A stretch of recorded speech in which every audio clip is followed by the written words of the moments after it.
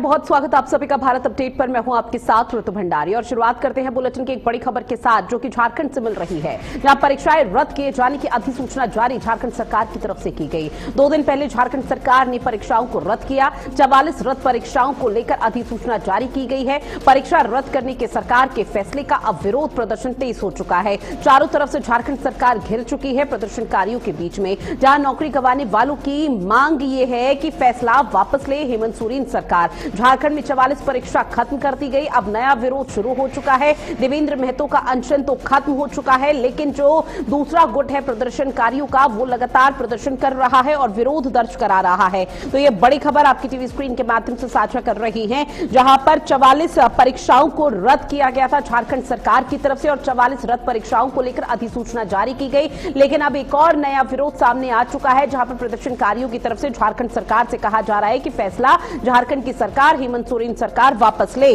फिलहाल अभी जो स्थिति है वो यहां पर पशुपेक्ष में देखने को मिल रही है। उसके पीछे की वजह ये कि एक प्रदर्शन अभी समाप्त भी नहीं हुआ था, वहां पर सीबीआई की मांग लगातार यहां पर की जा रही थी, जांच की बात कही जा रही थी। लेकिन अब जो दूसरा गुट है प्रदर्शनकारियों का, वो भी सामने आ चुका है और सीधे तौर पर वो ये कह रहा है कि झारखंड सरकार को यह फैसला वापस लेना पड़ेगा। तो झारखंड की हेमंत सोरेन सरकार की तरफ से परीक्षा में जो गड़बड़ी हुई थी उसके कारण 44 भर्ती परीक्षा ऐसी थी जिसको लेकर रद्द करने का फैसला झारखंड सरकार ने लिया था। लेकिन अब एक नया विरोध की शुरुआत यहां पर हो चुकी है। झारखंड सरकार पूरी तरह से चारों तरफ से प्रदर्शनकारियों के बीच में घिर चुकी है। अब ऐसे में देर रात अधिसूचना जारी की गई, जिसके बाद अब एक और नया बड़ा जो विरोध है वो शुरू हो गया है सड़कों पर। यह विरोध उन सफल उम्मीदवारों की तरफ से किया जा रहा है जो इन परीक्षाओं में विशेष रूप से जेएसएससी सीजीएल को पास करके सरकारी नौकरियों में नियुक्त हो चुके हैं या ज्वाइन करने वाले थे। क्योंकि देखिए इसमें 2 चीज समझनी बेहद जरूरी है। जेएसएससी और सीजीएल ये वो मांग थी जो अभी तक प्रदर्शनकारियों की तरफ से ये लगातार ये कहा जा रहा था कि इस परीक्षा को पूरी तरह से रद्द कर दिया जाए। जब झारखंड सरकार ने यहां पर मांगे मानी तो उसके बाद अब वो लोग इस प्रदर्शन में शामिल हो चुके हैं। वो लोग अपना प्रदर्शन कर रहे हैं, नाराजगी झारखंड सरकार के खिलाफ दर्ज करा रहे हैं, जिन्होंने जेएसएससी सीजीएल को पास करके सरकारी नौकरियों पर वो नियुक्त हुए थे। क्योंकि अब ये परीक्षा रद्द हो गई है तो निश्चित तौर पर उनकी नौकरी पर भी बात आ रही है और उसको लेकर वो लगातार सड़कों पर उतरे हुए हैं और सीधे तौर पर कह रहे हैं कि झारखंड सोरेन सरकार को फिलहाल ये फैसला वापस लेना पड़ेगा। लेकिन अभी फिलहाल झारखंड सरकार का कोई खास स्टेटमेंट सामने नहीं आया है, क्योंकि झारखंड सरकार पूरी तरह से घिर चुकी है और प्रदर्शनकारियों के बीच में अब मांगे आखिर वो किसकी माने। एक प्रदर्शन लंबे समय से चल रहा है, आज 26वां दिन है। देवेंद्र महतो ने अपना भूख हड़ताल अनशन खत्म कर दिया है, लेकिन जो आंदोलनकारी हैं वो अभी भी सड़कों पर उतरे हुए हैं। लेकिन जब उस प्रदर्शन को समाप्त करने के लिए लगातार झारखंड सरकार पर सवाल उठ रहे थे, तो दूसरी तरफ दूसरा विरोध प्रदर्शन भी अब शुरू हो चुका है। इस बीच एक और बड़ी खबर, आजम खान के ठिकानों पर ईडी की रेड। जहां आजम खान के 10 ठिकानों पर ईडी की छापेमार कार्रवाई। दिल्ली, रामपुर, सहारनपुर में ईडी की छापेमार कार्रवाई लगातार जारी है। जौहर यूनिवर्सिटी के निर्माण मामले पर ईडी की छापेमार कार्रवाई, काले धन के इस्तेमाल को लेकर ईडी की रेड है। आपको बता दें कि आजम खान पहले ही यहां पर जेल के सलाखों के पीछे हैं। कई मामलों में सजा उनको मिल चुकी है और वो लगातार उनकी मुश्किलें बढ़ रही हैं। लेकिन जब जौहर यूनिवर्सिटी का मामला सामने आया था, जिसमें यह कहा जा रहा था कि 2 यहां पर बिल्डिंग ऐसी है जिसको लेकर नक्शा पास करा दिया गया, लेकिन 38 ढांचे ऐसे हैं जिसको लेकर नक्शा पास नहीं कराया गया था। यानी कि गरीब लोगों की संपत्ति, उनके अधिकार पर कब्जा आजम खान ने किया, जिसको लेकर जौहर यूनिवर्सिटी को यहां पर ध्वस्त करने की बात भी कही गई थी। हालांकि पूरा मामला कोर्ट में पहुंचा, विचाराधीन रहा, लेकिन उसके बाद यह फैसला लिया गया कि जौहर यूनिवर्सिटी में कई छात्र पढ़ रहे हैं तो निश्चित तौर पर उनके भविष्य का सवाल है। तो ऐसे में किसी भी तरह से कोई भी ऐसी स्थिति परिस्थिति पैदा नहीं की जाएगी किसी की भी तरफ से, ताकि उनके भविष्य पर सवाल उठे। लेकिन अब जौहर यूनिवर्सिटी के निर्माण मामले पर ईडी की छापेमार कार्रवाई लगातार जारी है। दिल्ली, सहारनपुर और अलग अलग ठिकानों पर लगातार छापे पड़ रहे हैं और ऐसे में माना जा रहा है कि आजम खान के इन ठिकानों से बहुत कुछ निकलकर सामने आ सकता है, क्योंकि 10 ठिकाने ऐसे हैं जहां पर ईडी लगातार कार्रवाई कर रही है। दिल्ली, रामपुर, सहारनपुर में ईडी की छापेमार कार्रवाई और अभी हाल फिलहाल में आजम खान को लेकर सियासी तौर पर भी कई तरह की यहां पर स्थिति देखने को मिल रही थी, जहां सियासत उत्तर प्रदेश में खूब जोरों से हुई थी कि उत्तर प्रदेश के गृह मंत्री बनेंगे अगर समाजवादी पार्टी यहां पर सत्ता में काबिज होती है। लेकिन अब आजम खान की खुद मुश्किलें इतनी ज्यादा बढ़ रही हैं कि 2027 के चुनाव में भले ही समाजवादी पार्टी ने कितने भी सपने देखे हो कि आजम खान जेल की सलाखों के बाहर आ जाएंगे और उसके बाद वो चुनाव प्रचार में अपनी संलिप्तता दिखाएंगे, लेकिन ऐसा शायद नहीं होगा, क्योंकि अब जौहर यूनिवर्सिटी के निर्माण को लेकर जो काली कमाई है उस पर रेड मारी जा रही है ईडी की तरफ से, और माना जा रहा है कि कई अहम सुराग, कई अहम दस्तावेज हाथ लग सकते हैं। आजम खान के 10 ठिकाने ऐसे हैं जहां पर ईडी की छापेमार कार्रवाई सुबह से शुरू हो चुकी है।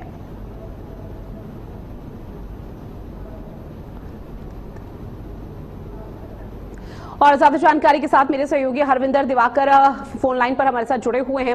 हरविंदर, चूंकि देखिए आजम खान की मुश्किलें लंबे समय से कम होने का नाम नहीं ले रही, लेकिन अब जौहर यूनिवर्सिटी के निर्माण को लेकर जो काली कमाई है उस पर ईडी की छापेमार कार्रवाई, लेकिन अभी तक क्या सूत्रों के हवाले से कोई भी ऐसी अहम जानकारी सामने आ पाई है कि छापेमार कार्रवाई में क्या कुछ दस्तावेज बरामद हुए?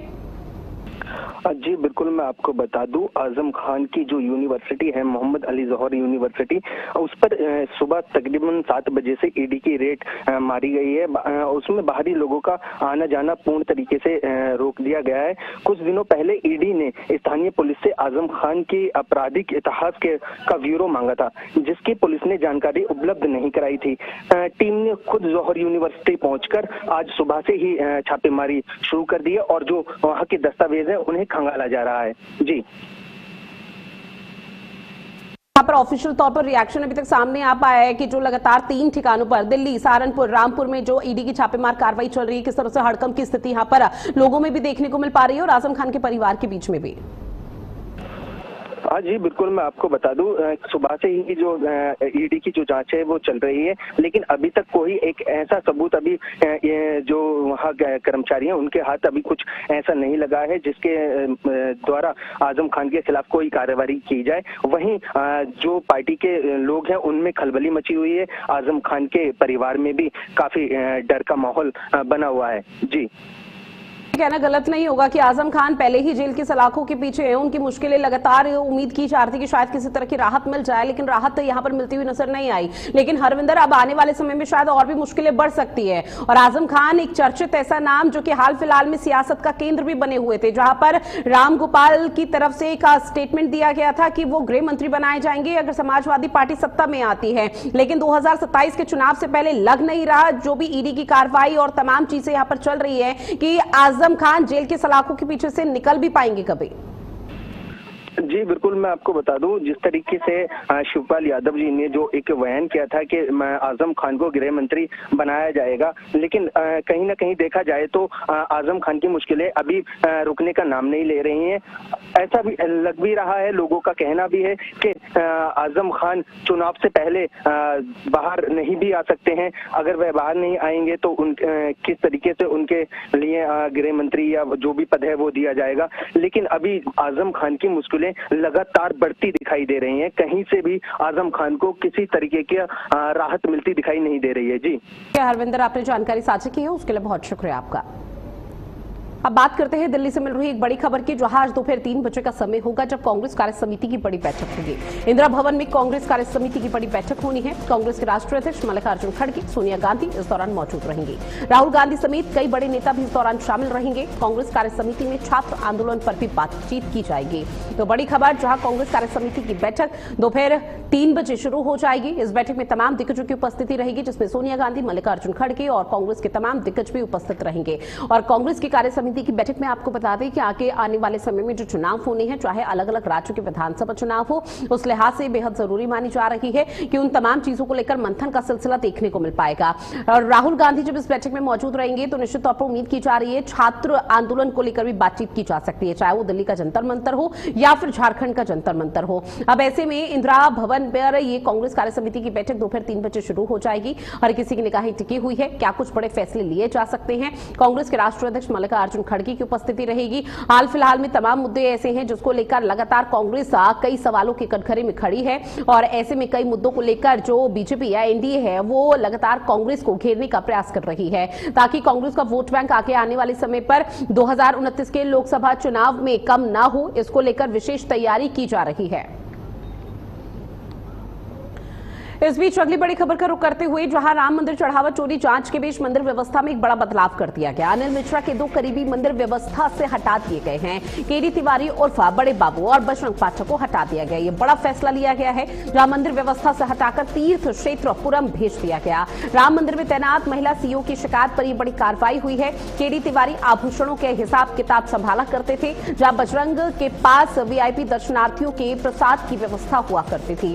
राम मंदिर परिसर में दोनों के प्रवेश पर फिलहाल रोक लगा दी है। तो ये बड़ी अपडेट जहां राम मंदिर में तैनात महिला सीओ की शिकायत पर यह बहुत बड़ी कार्रवाई की गई। केडी तिवारी आभूषणों का हिसाब किताब संभाला करते थे और ऐसे में अब लगातार संभावना ये जताई जा रही है, जहां पर अनिल मिश्रा का नाम लगातार सामने आ रहा था, सवालों के घेरे में खड़ा था, तो कहीं ऐसा ना हो कि उनके जो करीबी रिश्तेदार हैं जब वो इस पूरी व्यवस्था में लगे हैं तो वो भी किसी तरह का घपला कर सके। और इसी को लेकर सीओ की तरफ से शिकायत दर्ज कराई गई थी, जिसके बाद राम मंदिर चढ़ावा चोरी जांच के बीच मंदिर व्यवस्था में बड़ा बदलाव कर दिया गया। अनिल मिश्रा के 2 करीबी मंदिर व्यवस्था से हटा दिए गए हैं। इसके साथ ही केडी तिवारी उर्फ बड़े बाबू और बजरंग पाठक भी हटा दिए गए हैं। आपको बताते चले कि इस पूरे मामले को लेकर मंदिर व्यवस्था से हटाकर सीधा तीर्थ क्षेत्र पुरम भेज दिया गया है। और यह बड़ा फैसला तब लिया गया जब इस पूरे मामले पर जांच चल रही है। राम मंदिर में तैनात है महिला सीओ, जिसकी शिकायत पर यह बड़ी कार्रवाई हुई है। केडी तिवारी आभूषणों का हिसाब किताब संभाला करते थे।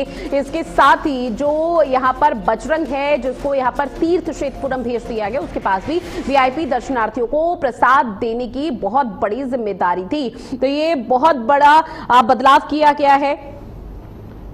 एक तरफ जहां राम मंदिर मामले को लेकर जांच चल रही है, तो दूसरी तरफ केडी तिवारी और बड़े बाबू को और बजरंग पाठक को हटा दिया गया है। वहीं चंदौली में बारिश के बीच आकाशीय बिजली गिरने से बड़ा हादसा टल गया। आपको बता दें कि आकाशीय बिजली की चपेट में आने से विशालकाय पेड़ रिहायशी मकान पर जा गिरा और पेड़ गिरने से मकान की छत की रेलिंग और टीन बुरी तरह से क्षतिग्रस्त हो गई है। हादसे के वक्त घर में मौजूद परिजन बाल बाल बच गए, जिससे मौके पर हड़कंप मच गया।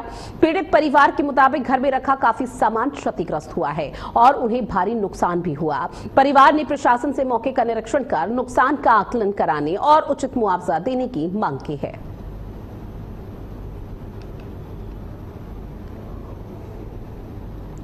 तो देखिए चंदौली से खबर, जहां मकान पर पेड़ गिरा, जिसकी वजह से भारी नुकसान हुआ है। मकान का जो ऊपर का हिस्सा है वो पूरी तरह से क्षतिग्रस्त हो गया। आकाशीय बिजली से बड़ा हादसा, जिसके बाद हड़कंप की स्थिति है। लेकिन गनीमत ये रही कि जो परिवार अंदर था उसको कुछ भी नुकसान नहीं हुआ। बाल बाल उनकी जान बच पाई है, क्योंकि आनन फानन में वो घर से बाहर निकल आए, जिससे उनकी जान बची।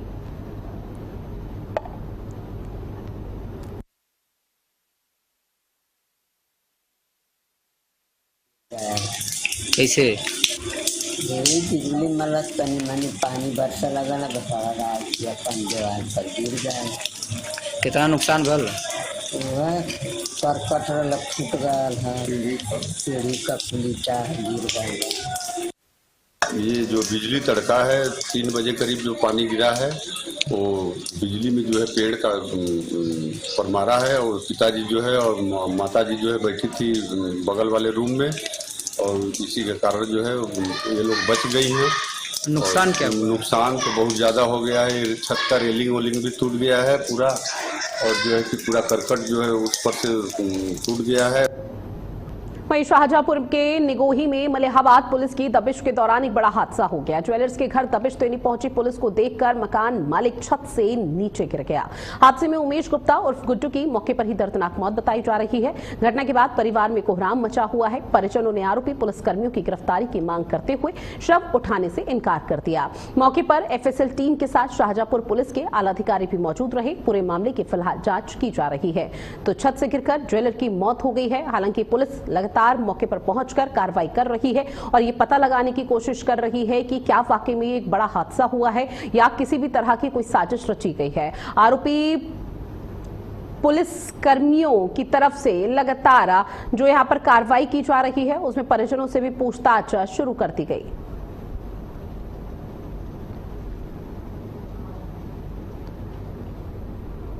अभिनव प्रताप सिंह मेरे सहयोगी हमारे साथ ज्यादा जानकारी के साथ जुड़े हुए हैं। अभिनव, इस पूरे मामले को लेकर क्या अपडेट है? क्या कुछ अभी तक पुलिस की तरफ से खुलासा?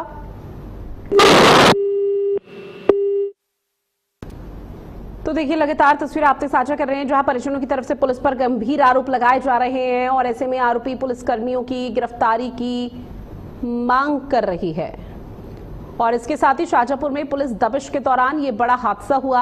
और आपको बता दें, पुलिस की तरफ से जब दबिश दी जाती है तब छत से गिरकर एक ज्वेलर की मौत हो जाती है और परिजन का फिलहाल रो रो कर बुरा हाल है। लेकिन कुछ परिजनों की तरफ से पुलिस कर्मियों पर भी सवाल दागे जा रहे हैं और उनको कटघरे में खड़ा किया जा रहा है, आरोपी की श्रेणी दी जा रही है। और लगातार ये कहा जा रहा है कि पुलिस प्रशासन अगर दबिश देने नहीं आते और अचानक से यहां पर नहीं पहुंचते बिना नोटिस के, तो शायद इस तरह का बड़ा हादसा नहीं हो पाता। लेकिन परिजनों ने अब पुलिस पर कई गंभीर जो आरोप लगाए हैं उसमें कहा जा रहा है कि जो पुलिसकर्मी आरोपी हैं उनकी जल्द से जल्द गिरफ्तारी हो, इस तरह की मांग की जा रही है। क्योंकि परिजनों से अभी बात करना कुछ भी सही नहीं है, लेकिन पुलिस प्रशासन मौके पर पहुंचा हुआ है। अभिनव प्रताप सिंह एक मेरे सहयोगी लगातार हमारे साथ जुड़े हुए हैं। अभिनव, इस पूरे मामले पर क्या अपडेट आपके पास? बहुत खराब है यहाँ की, और ये मामला जो है शाहजहांपुर जिले के मिगोही थाना क्षेत्र का है। और परिजनों ने आरोप लगाया है कि बीती रात जिस तरीके से लखनऊ के मलियाबाद पुलिस उनके घर पे आई और दरवाजा खटखटाया, दरवाजा खटखटाने के बाद परिजनों ने जब दरवाजा खोला तो पुलिस ने उनको दबोच लिया। जो मृतक उमेश गुप्ता है उनको पकड़ लिया। पकड़ने के बाद उन्होंने उनसे भागने की कोशिश की, क्योंकि ये मकान एक दूसरे से सटे हुए हैं। लगातार करीब 7 मकान भागने के बाद पुलिस ने उनका पीछा किया और एक आखिरी जो मकान था उसमें जाकर के पुलिस ने, परिजनों का आरोप है, पुलिस ने उन्हें धकेल दिया, जिससे ऊंचाई से गिरने के बाद उनके हाथ पैर टूट गए और उनकी मौके पर ही मौत हो गई। पुलिसकर्मियों पर भी आरोप लग रहे हैं और लगातार परिवार वालों की तरफ से कहा जा रहा है जो आरोपी पुलिसकर्मी है उनकी गिरफ्तारी यहां पर की जाए। उसको लेकर अभी तक कोई भी कार्रवाई, कोई एक्शन लिया गया? मैम, जो क्षेत्राधिकारी हैं वो इसमें मौके पर उपस्थित हैं और परिजनों ने अभी बॉडी उठने नहीं दी है। परिजन लगातार इस तरीके की मांग कर रहे हैं कि बॉडी तभी उठने देंगे जब तक जो आरोपी पुलिस वाले हैं उन पर मुकदमा लिखाया जाएगा, उनके खिलाफ कोई कार्रवाई की जाएगी, तभी ये बॉडी यहाँ से उठेगी और पोस्टमार्टम के लिए जाएगी। लेकिन क्षेत्राधिकारी जो है लगातार इस पूरी घटना पर नजर बनाए हुए हैं। उनका कहना है कि हम आपको आश्वासन दे रहे हैं, मुकदमा लिख देंगे, लेकिन पहले पोस्टमार्टम होने दिया जाए, उसके बाद कार्रवाई की जाएगी। अगर अब ये भी आपसे जानेंगे, चूंकि देखिए पुलिस पोस्टमार्टम की प्रक्रिया को संपन्न कराएगी, लेकिन परिजनों का अभी रो रो कर बुरा हाल है। अभी तक फिलहाल आसपास के लोगों से भी बातचीत की गई होगी, क्या वाकई में ये बड़ा हादसा था जो पुलिसकर्मियों की वजह से हुआ? ये स्थिति बहुत खराब है और आसपास के लोगों से जिस तरीके से पुलिस बात कर रही है और हम लोगों ने भी बात की, तो लोगों का कहना है कि अगर ये जो गुड्डू गुप्ता थे इनके खिलाफ 2025 में एक मुकदमा पंजीकृत किया गया था और अगर उनका एक वारंट था और अगर वारंट भी था तो रात को पुलिस को नहीं आना चाहिए था। और यहाँ के जो व्यापारी हैं, जो सराफा व्यापारी हैं, वो बड़ा आक्रोशित हैं। उनका कहना है पुलिस लगातार उन्हें परेशान करती रहती है, छोटे छोटे मुद्दों को बनाकर उनसे वसूली की जाती है, वसूली ना दो तो उन्हें जो है उठाने की धमकी दी जाती है। और परिवार वालों का ये भी कहना है कि जिस तरीके से पुलिस ने उनसे पिछले कुछ समय से उन्हें लगातार परेशान किया जा रहा था और कहा जा रहा था कि मैं उठा ले जाएंगे वरना आकर के हमसे मलियाबाद में मुलाकात करें। और आसपास के लोग बहुत आक्रोशित हैं। व्यापार संघ ने ये भी घोषणा की अगर तत्काल प्रभाव से कोई न्यायोचित कार्रवाई नहीं हुई तो व्यापार संघ जो है सराफा मार्केट बंद करने के लिए बाध्य होगा। ठीक है अभिनव, आपने जानकारी साझा की उसके लिए बहुत शुक्रिया आपका। मेरठ का रुख करेंगे, जहां मेरठ में डॉक्टर खुशहाली की मौत के मामले पर पुलिस ने वांछित पति मयंक चौधरी और उसके पिता हरेंद्र सिंह को गिरफ्तार किया है। मृतका के मायके पक्ष ने अतिरिक्त दहेज की मांग को लेकर उत्पीड़न और हत्या का आरोप लगाया था। इस मामले पर 16 अगस्त को तहरीर के आधार पर मुकदमा दर्ज किया गया था। पुलिस के मुताबिक शुरुआती जांच में मामला आत्महत्या का दिखाई दे रहा था, लेकिन जब सभी पहलुओं की जांच पड़ताल की गई तो रविवार को डॉक्टर खुशहाली का शव उनके क्लिनिक में फंदे से लटका हुआ मिला था और दरवाजा अंदर से लॉक था।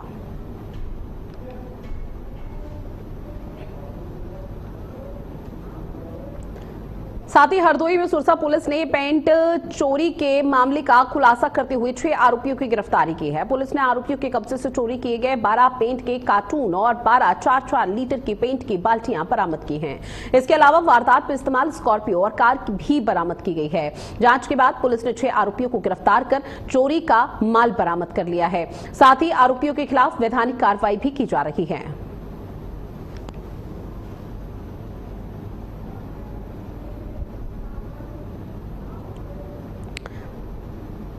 वहीं प्रतापगढ़ में एक दर्दनाक हादसा हो गया। यहां पर नाले में नहाने गए 2 किशोरों की डूबने से मौत हो गई। आपको बताते चले कि ग्रामीणों ने कड़ी मशक्कत के बाद दोनों को बाहर निकाला, लेकिन उनकी हालत गंभीर बनी हुई थी। दोनों को तत्काल CHC में भर्ती कराया गया, जहां डॉक्टर्स की तरफ से मृत घोषित कर दिया गया। हादसे की खबर मिलते ही दोनों परिवारों में कोहराम की स्थिति है और रो रो कर बुरा हाल है। फिलहाल पुलिस मौके पर पहुंचकर घटना की जांच कर रही है।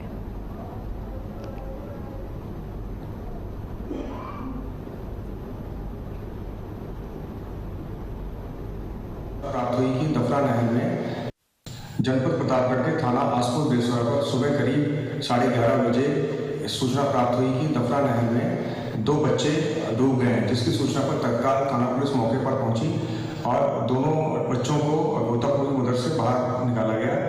उनको उपचार हेतु पास के ही CHC भेजा गया, जहां पर डॉक्टरों के द्वारा उनको मृत घोषित कर दिया गया।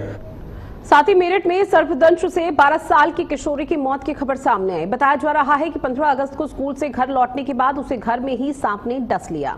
हालत बिगड़ने पर परिजन उसे हापुड़ जिला अस्पताल लेकर पहुंचे, जहां प्राथमिक उपचार के बाद गंभीर हालत में दिल्ली के GTB अस्पताल रेफर किया गया।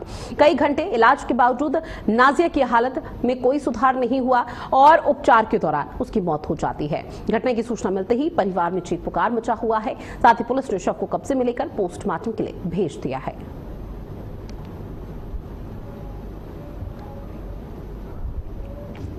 अगली खबर बदायूं से है, जहां पर अरिल नदी में नहाने गए 5 युवकों के डूबने से हड़कंप की स्थिति है। बताया जा रहा है कि नहाने के दौरान सभी अचानक गहरे पानी में चले। साथ ही 4 युवकों को मौके से गुजर रहे राहगीरों ने कड़ी मुशक्कत के बाद सुरक्षित बाहर निकाल लिया, लेकिन 17 साल का मोहित गहरे पानी में डूब गया। हादसे की सूचना मिलते ही पुलिस मौके पर पहुंची और पुलिस ने स्थानीय लोगों के साथ मिलकर घंटों सर्च ऑपरेशन चलाया, जिसके बाद मोहित का शव नदी से बरामद किया गया। नदी का जलस्तर बढ़ने के 2 दिन बाद हुए इस हादसे से इलाके में मातम का माहौल है।